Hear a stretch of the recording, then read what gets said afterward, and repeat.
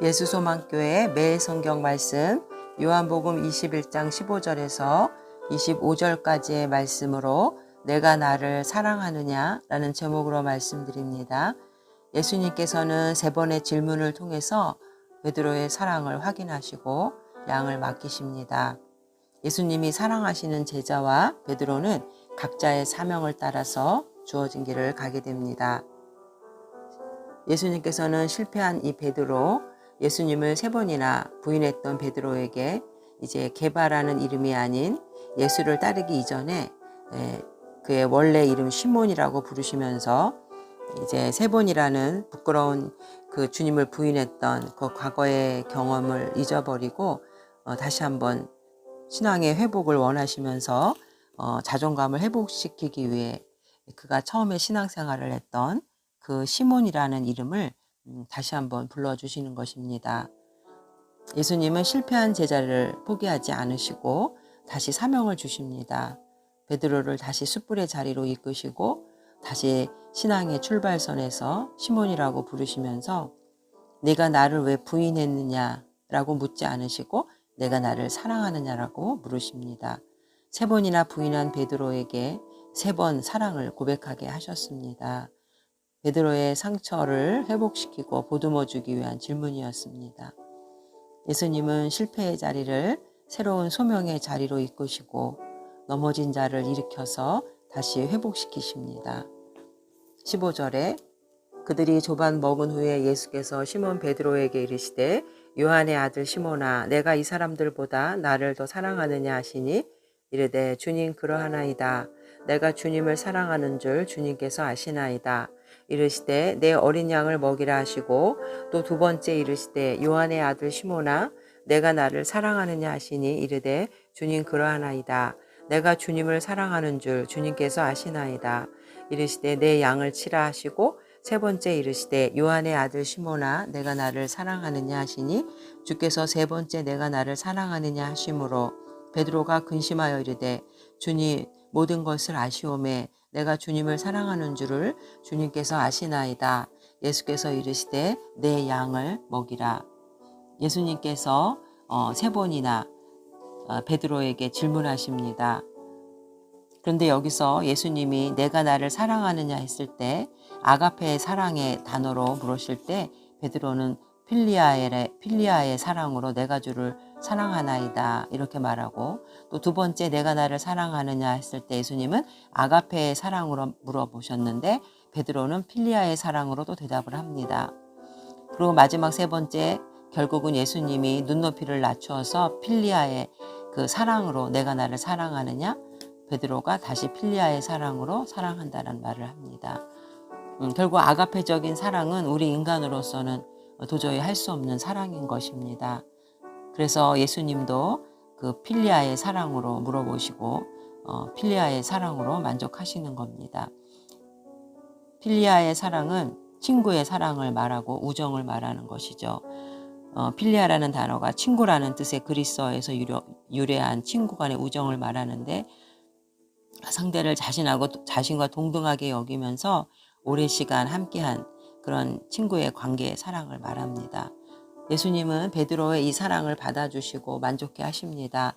그리고 나의 어린 양을 먹이라. 어린 양은 예수님 교회 안에서 처음으로 교회 안에 들어와서 신앙생활을 한 어린 신앙을 가진 자들을 말합니다. 예수님께서는 베드로에게 작은 책임부터 서서히 큰 책임을 주는 걸 볼 수 있습니다. 어린 신앙을 가진 자들을 돌보라는 말씀입니다. 두 번째 내가 나를 사랑하느냐 나의 양을 치라 했을 때 이 양은 목자의 심정을 가지고 교회 공동체를 치료하는 교회를 맡아서 위임하는 이런 사역을 말합니다. 그리고 세 번째 내가 나를 사랑하느냐 내 양을 먹이라 했을 때 이 양은 성숙한 신앙을 가진 자들을 주의 말씀으로 양육하라는 그러한 내용입니다. 예수님께서는 이렇게 베드로에게 사역의 크기를 점점 넓혀 나가는 걸 볼 수 있습니다. 그리고 예수님이 베드로에게 사역을 주실 때 우선 가장 중요한 것이 사랑이기 때문에 이 사랑에 대해서 물어보신 것입니다.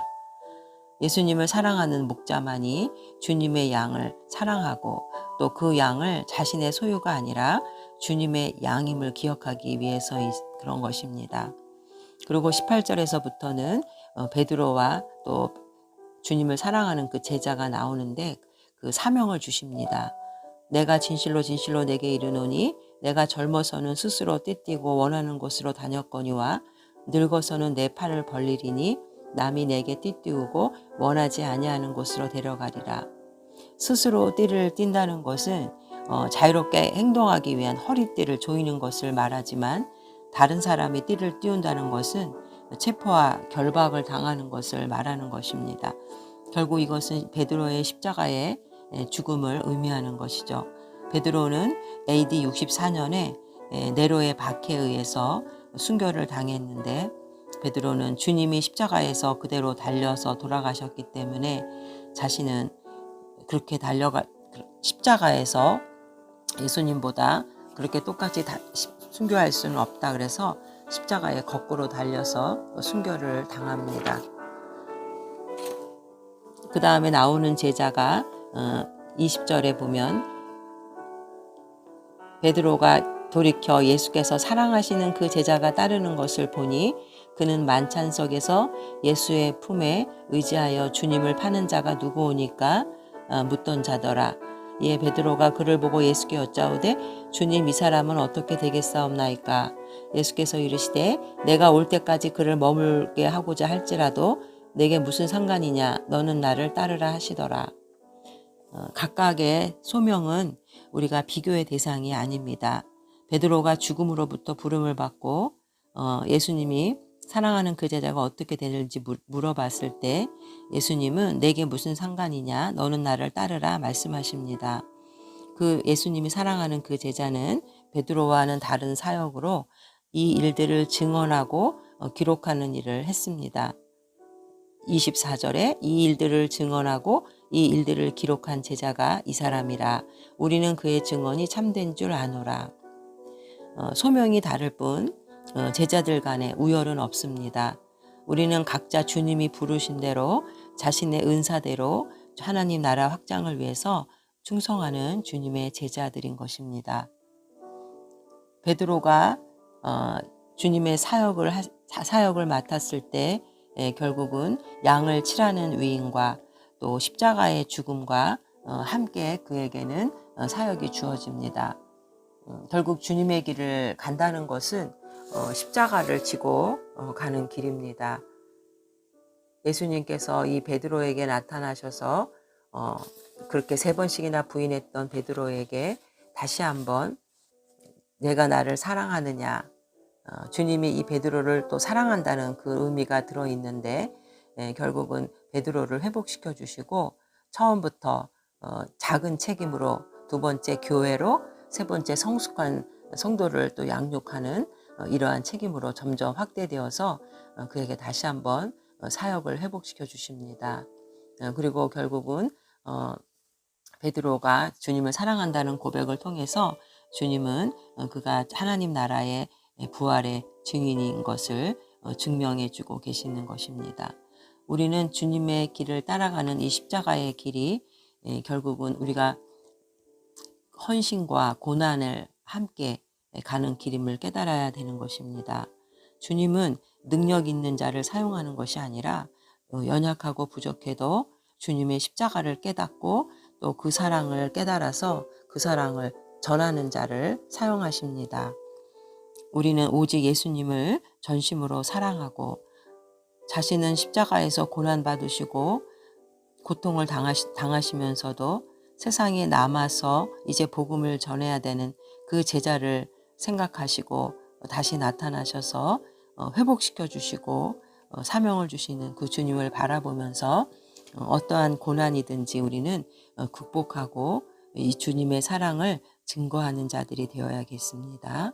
사랑의 하나님, 예수님을 부인했던 베드로에게 나타나셔서 다시 한번 그를 회복시켜 주십니다. 원래 주님을 따르기 전에 이름 시몬이라 부르시며 다시 그가 신앙의 출발선에 있기를 또 원하십니다. 주님, 그래서 결국은 베드로가 십자가에서 함께 고난을 또 받을 것과 그의 사역을 함께 말씀해 주십니다. 우리가 주님을 따른다는 것은 세상의 명예가 아닙니다. 우리는 고난으로 초대받고 십자가의 길을 가는 자들입니다. 그러나 우리가 주님이 우리와 함께 하시기 때문에 주님의 그 사랑을 믿고 헌신하며 나아가는 증인이 되게 하여 주시옵소서. 예수님의 이름으로 기도합니다. 아멘.